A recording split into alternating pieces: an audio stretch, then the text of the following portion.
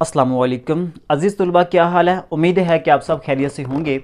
अज़ीज़ तलबा, इस लेक्चर में हम डिस्कस करेंगे गेस्ट पेपर के हवाले से। That is very important for you and मैं इंशाल्लाह कोशिश करूँगा कि वीडियो जो ना वो बहुत ही शॉर्ट हो ताकि आपके लिए भी ईजी हो। ठीक है, तो देखें स्टूडेंट्स, ऑलरेडी मैं एक वीडियो बना चुका हूँ गेस्ट पेपर के हवाले से।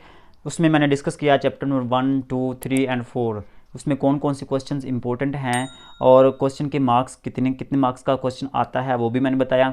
और इसके अलावा जो चैप्टर नंबर 5 और चैप्टर नंबर 6 रहते हैं वो आज इंशाल्लाह हम आज इस वीडियो में कवर करेंगे। बाकी जो 3 चैप्टर्स रह जाएंगे वो इंशाल्लाह कोशिश करूँगा कि अगली वीडियो में कंप्लीट हो जाए। तो आज हम डिस्कस करेंगे चैप्टर नंबर 5 और चैप्टर नंबर 6 के गेस्ट पेपर के हवाले से। और चैप्टर नंबर 5 और 6 की चैप्टर की जो इंपॉर्टेंस है वो आपको बता देता हूँ कि अगर चैप्टर नंबर 5 और 6 कर लेते हैं तो आपको मिनिमम 30 मार्क्स का पेपर आ जाएगा। आप 30 मार्क्स जो ना वो ईज़िली ले सकते हैं, ईज़िली ले सकते हैं। तो देखें, चैप्टर नंबर 5 और 6 को सॉल्व करने से पहले गेस्ट पेपर के हवाले से बताने से पहले मैं आपको एक इम्पोर्टेंट बात करना चाहता हूँ और इस इम्पोर्टेंट बात को आप लोगों ने याद रखना है। देखें, यहाँ पे मैं ये क्वेश्चन करवाऊँगा आप लोगों को चैप्टर नंबर 5 और 6 के हवाले से, गेस्ट पेपर के हवाले से आपको बताऊँगा। लेकिन इससे पहले आप लोगों ने याद रखना है कि गेस्ट पेपर ज़रूरी नहीं होता कि वही क्वेश्चन ही पेपर में आए। मेन बात होती है कि आपको चैप्टर नंबर 5 और 6 आना चाहिए। ठीक है, तो कोशिश मेरी यही होगी कि आपको अगर एक क्वेश्चन बताया जाए ना तो वो क्वेश्चन इस तरह से बताया जाए कि आप उसकी मदद से आप सारा चैप्टर कर सकें। एक क्वेश्चन के आने से आप तकरीबन सारा चैप्टर कर सकते हैं और वो मैं आपको बताऊंगा। ठीक है, ये ऐसा मुमकिन है कि आप ऐसा कर सकते हैं। लेकिन वो जो एक क्वेश्चन आप लोगों ने करना है उसके लिए आपके पास अगर आपको 2 दिन भी लगाने पड़े ना तो आपने वो क्वेश्चन उसी के मुताबिक करना है। यहाँ पे जिस सीक्वेंस से मैं बोलूँगा, जिस सीक्वेंस से आपने क्वेश्चन करना है, आपने उसी सीक्वेंस से ही चलना है। तभी जाके आप ये कर सकेंगे कि चैप्टर नंबर 5 जो ना एक क्वेश्चन की मदद से चैप्टर नंबर 5 सारा का सारा कंप्लीट कर सकते हैं। क्वेश्चन कोई भी आ जाए, आप एक क्वेश्चन की मदद से वो क्वेश्चन हल कर सकते हैं। वो तो है ना गेस्ट पेपर कि आपको क्वेश्चन आता है, आपको गेस्ट पेपर की भी ज़रूरत नहीं पड़ेगी। अगर आपको ये क्वेश्चन आता है तो मतलब कि आपको चैप्टर सारा आता है, और अगर सारा चैप्टर आता है तो उसमें से कोई भी क्वेश्चन दे दें, आपके लिए प्रॉब्लम ही नहीं है। इसी तरीके से चैप्टर नंबर 6 में से मैं आपको बताऊंगा कि चैप्टर नंबर 6 में एक क्वेश्चन ऐसा है, छोटे से 2 क्वेश्चन बिल्कुल छोटे से, अगर वो आप कर लेते हैं ना तो देखें चैप्टर नंबर 6 भी सारा आपको आ जाएगा। और अगर चैप्टर नंबर 6 सारा आ गया तो मतलब कि गेस्ट पेपर की कोई ज़रूरत नहीं है आपको चैप्टर नंबर 5 और 6 के। ठीक है, चलते हैं हम अपने लेक्चर की तरफ। लेकिन अगर इससे पहले आप अगर चैनल पर न्यू हैं तो चैनल को सब्सक्राइब कर दीजिएगा और साथ में लगे बेल आइकन को प्रेस कर दीजिएगा ताकि नए आने वाली अपडेट्स सबसे पहले आप तक पहुंच सकें। तो चलते हैं, देखिएगा यहाँ पे ए मैट्रिक्स और बी मैट्रिक्स है। मैं जल्दी से कवर करने की कोशिश करूंगा। ए मैट्रिक्स और बी मैट्रिक्स 2 दिए हुए हैं। आप पहले नंबर पे इनको ऐड करना सीखेंगे, पहला स्टेप। दूसरे स्टेप में आपने क्या करना है, इनको माइनस करना सीखेंगे। 2 स्टेप हो गए। तीसरे नंबर पे आपने करना क्या है कि एक मैट्रिक्स को किसी नंबर के साथ मल्टीप्लाई करना सीखना है। अगर यहाँ पे 4a लिखा हुआ ना तो a को आपने 4 से ज़रब करना है। 4 1 4, यहाँ पे 4 आएगा। 4 ज़रब 2 8, यहाँ पे 8 आएगा। 4 ज़रब 3 12, यहाँ पे 12 आएगा।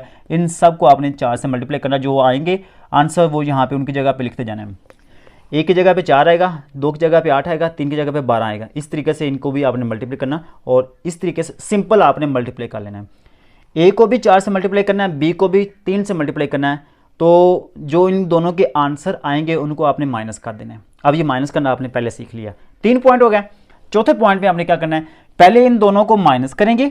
माइनस करने के बाद जो हमारे पास आंसर आएगा वो बिल्कुल इसी तरह का ही होगा, एक मैट्रिक्स होगा, उसको आपने 2 से मल्टीप्लाई करना है। अब ये 2 से मल्टीप्लाई करना भी हमने यहाँ पे नंबर से सीख लिया कि आप 4 को कैसे मल्टीप्लाई करोगे। 4 को मल्टीप्लाई कर लिया तो इसका मतलब क्या होगा, इसकी जगह पे कोई और डिजिट भी आ जाए, नंबर आ जाए, 2 आ जाए, 3 आ जाए या 6 आ जाए, वो भी आप मल्टीप्लाई कर सकते हैं।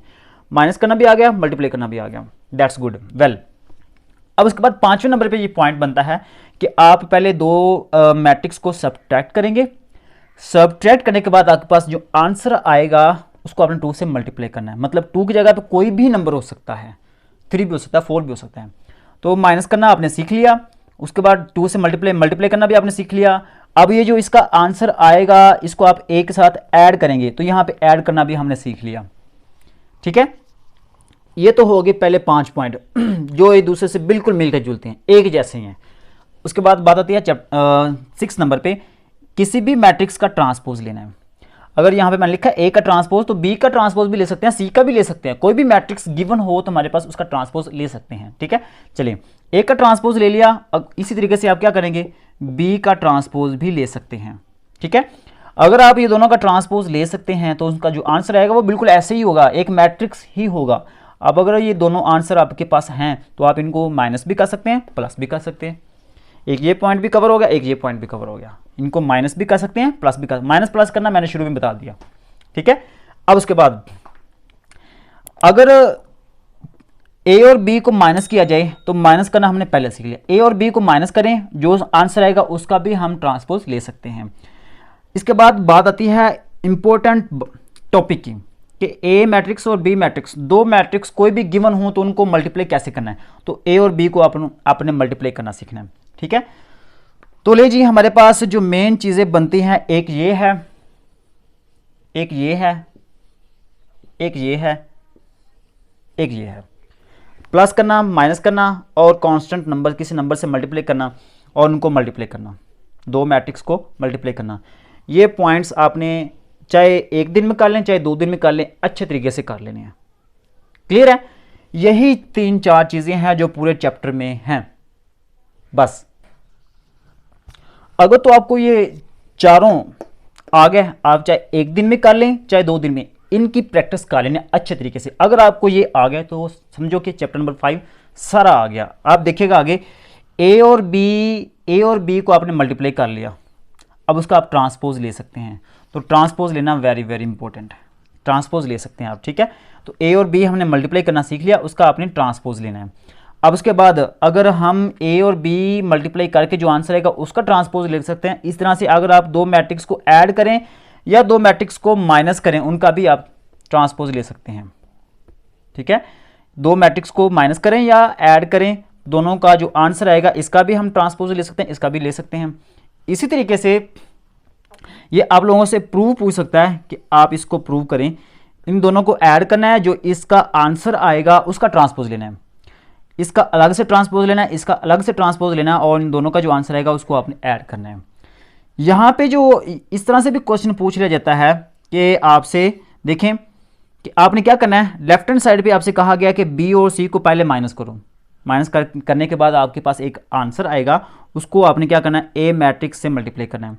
माइनस करना भी और मल्टीप्लाई करना हमने ऑलरेडी पहले डिस्कस कर लिया। ठीक है, यहाँ पे आपने क्या करना है, ए और बी को अलग से इन दोनों मैट्रिक्स को मल्टीप्लाई करना, इसका भी आंसर आएगा। ए और सी को अलग से अपने मैट्रिक्स इनको मल्टीप्लाई करना है, इसका भी अलग से आंसर आएगा। इन दोनों के आंसर जो आएंगे, ए बी का आंसर पहले लिखना है, ए सी का आंसर बाद में लिखना है, इन दोनों के दरमियान माइनस करना है, उनको माइनस कर देना आपने, और माइनस करना है, ये मैंने पहले बता दिया आप लोगों को। ये तो थे इंपॉर्टेंट क्वेश्चंस। इसी तरीके से आप लोगों से क्वेश्चंस पूछे जाते हैं। यही चैप्टर नंबर 5 है, और सीक्वेंस के साथ मैंने बताया, आप इनको अच्छे तरीके से एक दिन में या 2 दिन में जितना आप टाइम देंगे आप इजीली इसको कवर कर सकते हैं। उसके बाद हम बात करते हैं चैप्टर नंबर 6 की। चैप्टर नंबर 6 में मैंने इसको 2 हिस्सों में डिवाइड किया। ठीक है, कितने हिस्सों में, सिर्फ 2 हिस्सों में। देखिएगा, एक तो क्वेश्चन ये है कि इनवर्स फाइंड आउट करना, क्या फाइंड आउट करना, इनवर्स। और दूसरा क्वेश्चन ये है क्रैमर रूल का। कौन सा, क्रैमर रूल का। क्रैमर रूल में देखिएगा आपने क्या करना है, ये वाला और ये वाला दोनों सुन लीजिएगा, ये दोनों क्वेश्चन आपस में मिलते जुलते हैं। क्या, आपस में मिलते जुलते हैं कैसे, अगर आपको इनवर्स फाइंड आउट करना आ गया तो समझो कि आपको क्रैमर रूल भी आ गया। उसकी रीजन मैं आपको बताता हूं।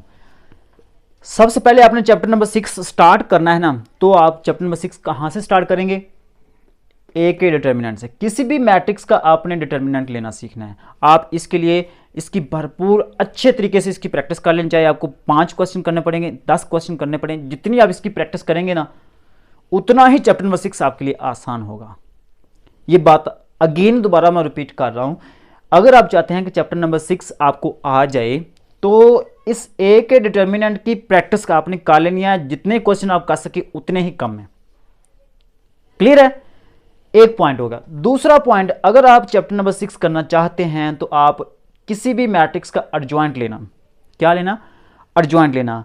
अब ये एडजॉइंट लेना आप सीखेंगे, और डिटर्मिनेंट लेना सीखेंगे। जो तरीका आपने डिटर्मिनेंट फाइंड आउट करने का सीखा उसी तरीके से बाकी जितने भी क्वेश्चंस होंगे डिटर्मिनेंट एक ही तरीके से आपने फाइंड आउट करना है, क्योंकि दो मेथड हैं। कितने मेथड हैं? दो मेथड हैं। एक मेथड से आपने इसका डिटर्मिनेंट निकालना है। पूरे क्वेश्चन में एक ही तरीका यूज़ करना है।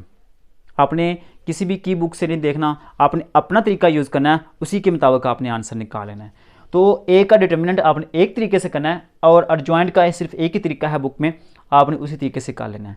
ये दो क्वेश्चंस पूरे 6 चैप्टर में से यही दो क्वेश्चंस हैं जो कि आपको आने चाहिए।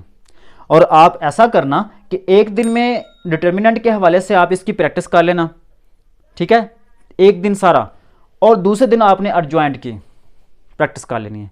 जब दूसरे दिन आप इसकी प्रैक्टिस कर लेंगे तो आप ये सारे क्वेश्चन चैप्टर नंबर 6 के जितने भी हैं ना वो आपके लिए आसान होंगे, ठीक है। देखिएगा, सबसे पहले हमारे पास है इनवर्स फाइंड आउट करना। इनवर्स फाइंड आउट करने के लिए हमारे पास एडजॉइंट और डिटर्मिनेंट होना ज़रूरी है। अगर ए का इनवर्स फाइंड आउट करना है ना तो ए का एडजॉइंट भी और ए का डिटर्मिनेंट दोनों होने चाहिए, ठीक है। देन आपके पास ए का इनवर्स भी आ जाएगा। क्लियर है? अब उसके बाद अगर ए का इनवर्स निकालिए तो हम किसी दूसरे मैट्रिक्स बी का भी निकाल सकते हैं, सी का भी निकाल सकते हैं। तो बी का इनवर्स भी आप निकाल सकते हैं। ए का इनवर्स निकालना आ गया, बी का इनवर्स निकालना आ गया। जब ये दोनों इनवर्स के इन दोनों के आंसर्स आ जाएंगे देन आप इन दोनों के आंसर्स को आप मल्टीप्लाई भी कर सकते हैं। यहाँ पे ए का इनवर्स है ना, इसका जो आंसर आएगा पहले आप वो लिखेंगे, फिर बी का इनवर्स उसका जो आंसर आएगा वो लिखेंगे, दोनों को सिंपली मल्टीप्लाई करेंगे। और मल्टीप्लाई करना हमने चैप्टर नंबर 5 में डिस्कस कर लिए, ठीक है। चलें जी, इसके बाद अगर आपसे ये कहा जाए ए और बी को यहाँ पे आपने क्या करना है, मल्टीप्लाई करना है। अब इसका जो आंसर आएगा उसका आपने लेना है इनवर्स, मतलब कि ए बी इसको मल्टीप्लाई करना है, इसका जो आंसर आएगा उसका आपने लेना है एडजॉइंट। ए बी का जो आंसर आया था उसका आपने लेना है डिटर्मिनेंट। एडजॉइंट और डिटर्मिनेंट ही यहाँ पे चल रहा है अभी तक। तो एडजॉइंट और डिटर्मिनेंट निकालेंगे तो हमारे पास ए बी का इनवर्स आ जाएगा। सबसे पहले मैंने बताया इन दोनों को मल्टीप्लाई करना है, ठीक है। चलें, लास्ट क्वेश्चन हमारे पास आता है क्रैमर रूल्स का। तो क्रैमर रूल्स ये बेसिकली हमारे पास डिटर्मिनेंट के हवाले से है। किस हवाले से है? डिटर्मिनेंट। बुक में शायद हो सकता है कि इस तरह से तरीका, लेकिन यही होगा, एक्स वाई जी मेंशन किया होगा, ठीक है। तो तरीकाकार आपने यही इस्तेमाल करना, यूज़ करना जो मैं अभी यहाँ पे बताने जा रहा हूँ। आपने इसी तरीके से क्वेश्चंस करने हैं। तो हमारे पास 3 इक्वेशंस होंगी। कितनी इक्वेशंस होगी? 3 इक्वेशंस होंगी। एक्स वाई और जी उसमें गिवन होंगे। अगर आपके पास एक्स गिवन ना हो या वाई ना दिया गया हो तो आपने क्या करना है, उसके साथ 0 लगा देना है। अगर यहाँ पे वाई ना दिया गया हो, एक्स और जी दिया गया हो, तो आपने वाई की जगह पे क्या करना है, 0 वाई लगा देना है, प्लस 0 वाई। तो यहाँ पे गिवन है तो यहाँ पे मैं 3 लिख रहा हूँ, ठीक है।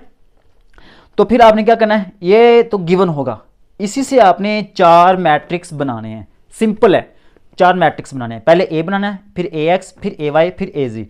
अब ए बनाने के लिए आपने आसान काम करना है, 2 - 1 1, 2 - 1 1, 4 2 3, 4 2 3, 3 - 4 - 1, 3 - 4 - 1, ये बना लिया। उसके बाद ए एक्स है, एक्स की वैल्यू आपने नहीं लिखनी, ये तीनों वैल्यूज़ आपने लिखनी, क्योंकि यहाँ पे एक्स लिखा हुआ तो ये तीनों वैल्यूज़ नहीं लिखेंगे, इसकी जगह पे आप लिखेंगे 583। उसके बाद ये -1 2 -4 ये लिखेंगे, 1 3 एंड -1 ये लिख लेंगे। ये आ गया ए एक्स। इसी तरीके से जब आपने वाई लिखना हो, ए वाई मैट्रिक्स बनाना हो, तो आपने क्या करना है, ये वाई वाली वैल्यूज़ नहीं लिखनी, इसकी जगह पे आएगा 583, बाकी ये वाली और ये वाली आपने यहाँ पे लिख लेनी है। उसके बाद जी वाला बनाना हो तो आपने क्या करना है, जी वाली वैल्यूज़ नहीं लिखनी, ये वाली वैल्यू लिखनी है। ये वाली वैल्यू लिखने के बाद यहाँ पे इसकी जगह पे आपने लिखना 583, जी वाली वैल्यूज़ 1 3 -1 ये नहीं लिखनी, आपने इसकी जगह पे 583 लिखना है। ये तो आपने मैट्रिक्स बना लिया। अब इन चारों मैट्रिक्स का आपने डिटर्मिनेंट लेना है, और डिटर्मिनेंट लेना हमने पहले सीख लिया अच्छे तरीके से। इन चारों का आपने डिटर्मिनेंट निकाल लिया। उसके बाद आपने फाइंड आउट करना होता है एक्स वाई और जी की वैल्यू। क्रैमर रूल में यही पूछा जाता है कि एक्स वाई और जी की वैल्यू फाइंड आउट करो। तो यहाँ पे एक्स की वैल्यू फाइंड आउट करनी है ना, तो आपने ऊपर लिखना ए एक्स का डिटर्मिनेंट, वाई की मालूम करनी है तो ऊपर आएगा ए वाई का डिटर्मिनेंट, जी मालूम करनी है तो ए जी का डिटर्मिनेंट।